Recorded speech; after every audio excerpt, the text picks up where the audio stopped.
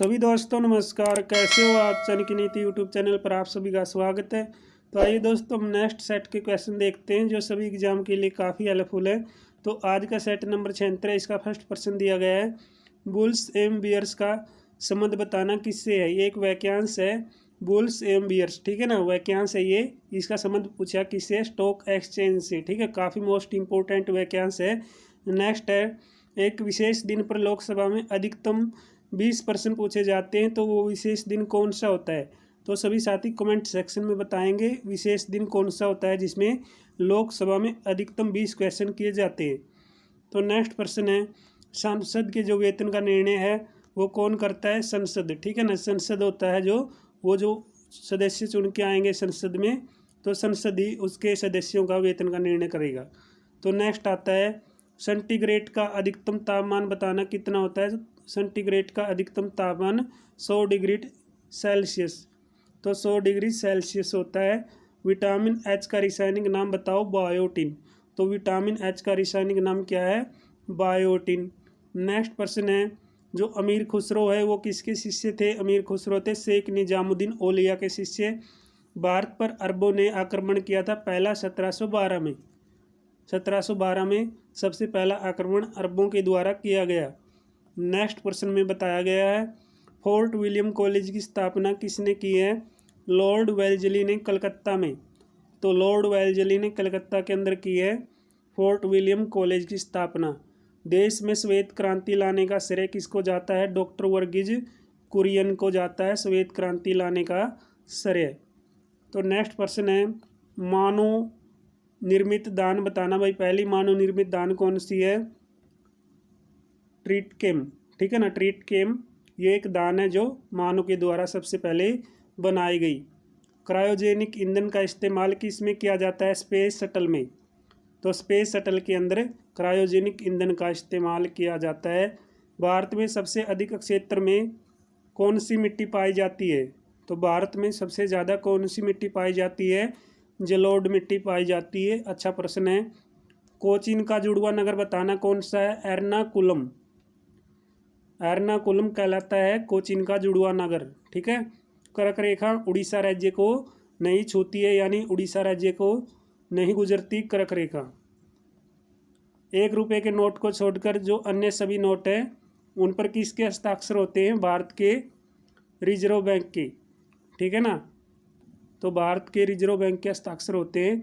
तो comment section में बताइए 1 रुपये के नोट पर किसके हस्ताक्षर होते हैं, ठीक है ना। नेक्स्ट प्रश्न है, लक्षद्वीप नामकरण कब किया गया, तो लक्षद्वीप नामकरण 1973 में किया गया।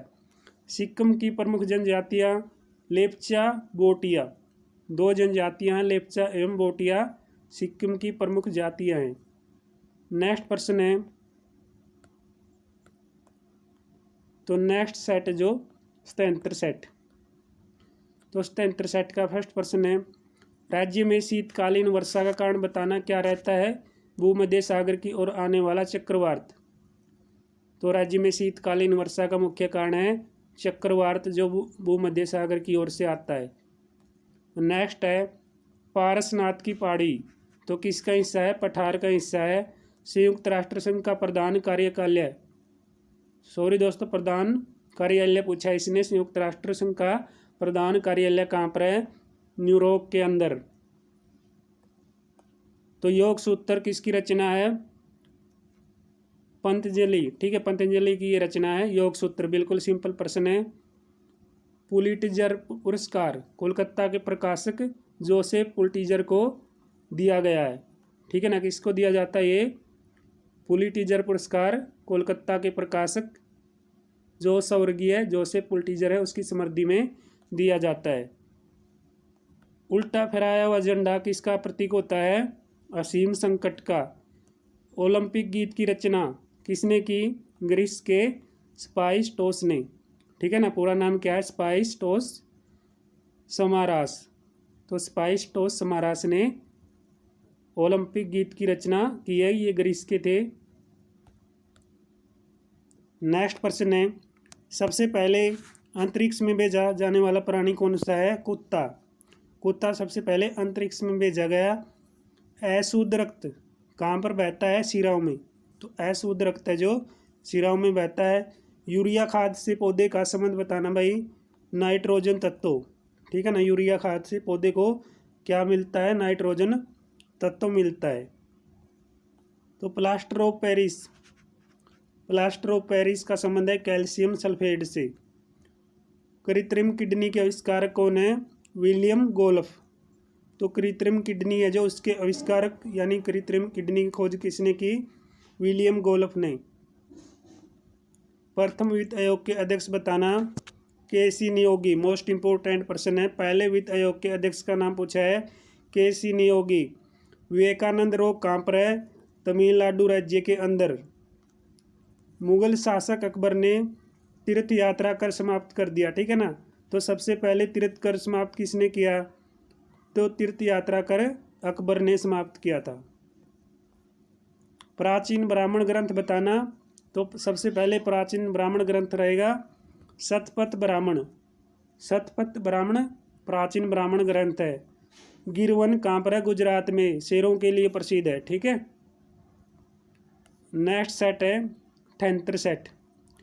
तो परिवार नियोजन यानी परिवार का पालन पोषण कार्यक्रम भारत में पहली बार 1952 में आधिकारिक रूप से चलाया गया था। कब चलाया गया परिवार नियोजन कार्यक्रम, 1952 में। कोन्यूर ईरा कहाँ से प्राप्त होता है, गोलकुंडा खान से। कोलोफ्रोम बनाने के लिए प्रथम मीथेन गैस का प्रयोग किया जाता है। तो क्लोरोफॉर्म बनाने के लिए किसका प्रयोग किया जाता है, मीथेन गैस का प्रयोग किया जाता है।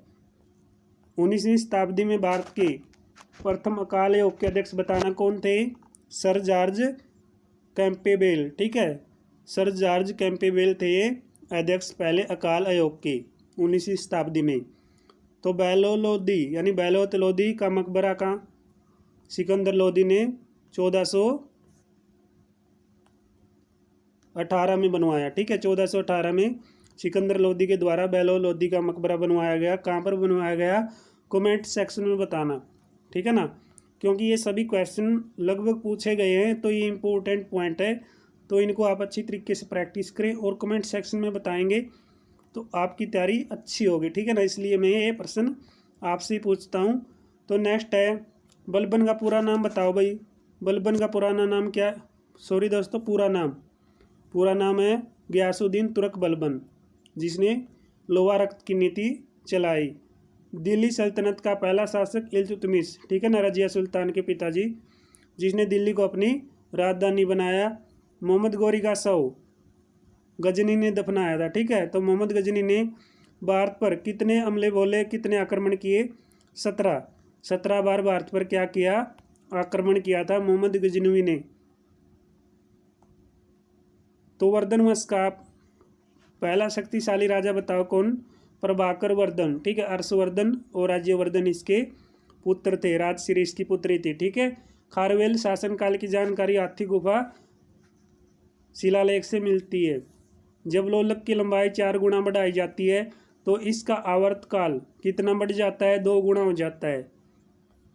जब सरलोलक का आयाम बढ़ जाता है तब उसका आवर्तकाल कितना रहता है, समान रहता है।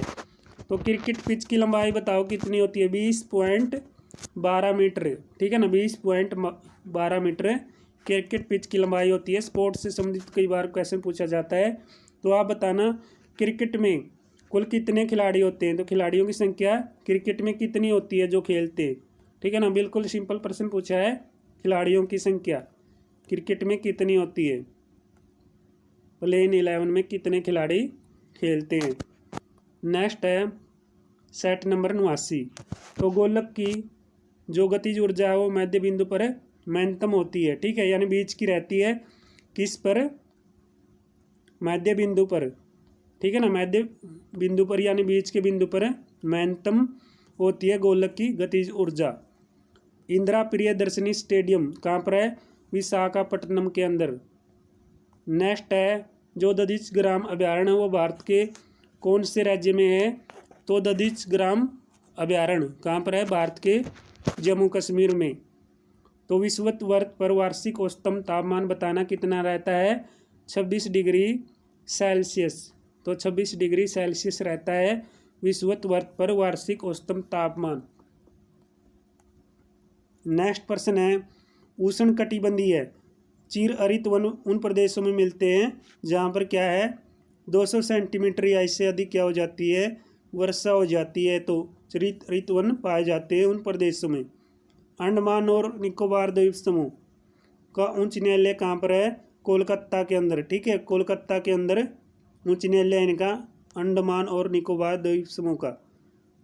भारत के लिए संविधान की रचना हेतु विचार सबसे पहले किसने दिया, स्वराज पार्टी के द्वारा दिया गया था ये 1924 के अंदर। हेलेनिस्टिक कला, तो हेलेनिस्टिक कला का प्रभाव कौन सी शैली में है, गांधार शैली में। तो गांधार शैली में हेलेनिस्टिक कला का सबसे ज़्यादा प्रभाव है। दिल्ली के लाल किले में मोती मस्जिद का निर्माण किसने करवाया, औरंगजेब के द्वारा मोती मस्जिद का निर्माण करवाया गया था दिल्ली के लाल किले में। तो भारत में पोलो खेल, तो भारत में जो पोलो खेल है तुर्क द्वारा यानी तुर्कियों द्वारा सबसे ज़्यादा प्रचलित है। तो डेंड्रोलॉजी वृक्षों के अध्ययन से संबंधित है, तो ये पूछा जाएगा वृक्षों से संबंधित बताना क्या रहेगा, तो डेंड्रोलॉजी।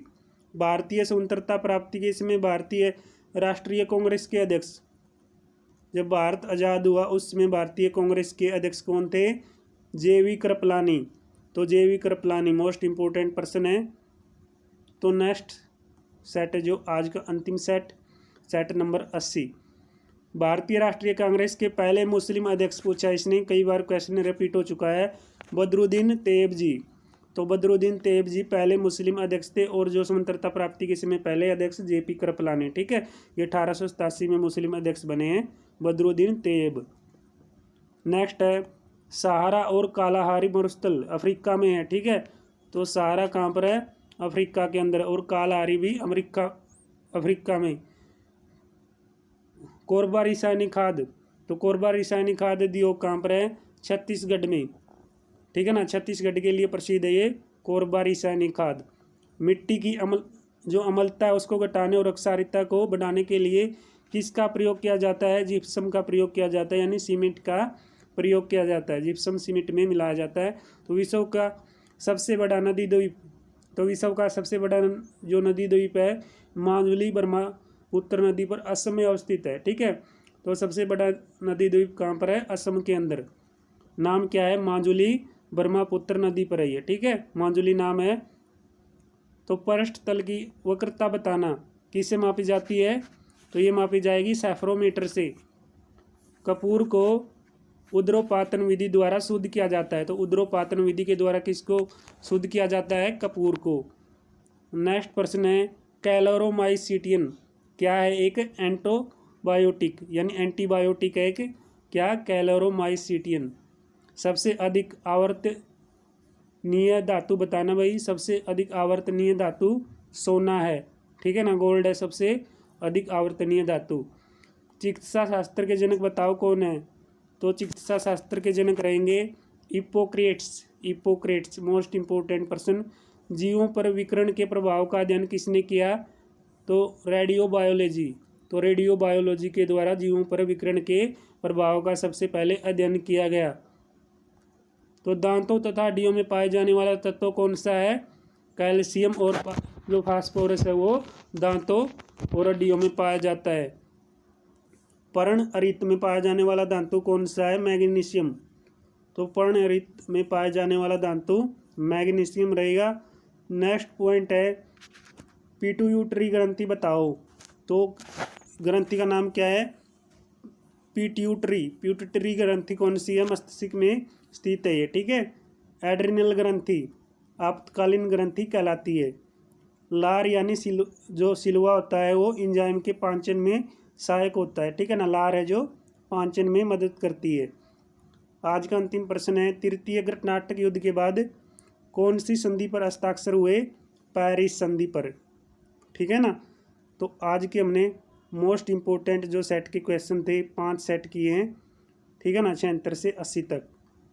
तो ऐसे ही सेट सीरीज ये जारी रखेंगे और अदर्स भी बीच में जो इम्पोर्टेंट टॉपिक हैं उन पे भी हम आपके लिए वीडियो लेकर आते रहेंगे। अगर आप वीडियो में कुछ भी हमें अलग से सुझाव देना चाहते हैं या वीडियो में आपको कुछ कमी लगती है तो कमेंट सेक्शन में ज़रूर बताएं, ताकि हम नेक्स्ट वीडियो में आपके साथ अच्छी जो बातें हैं, अच्छा कंटेंट वो शेयर कर सके। तो मिलते हैं साथियों नेक्स्ट वीडियो में, तब तक जय हिंद जय भारत।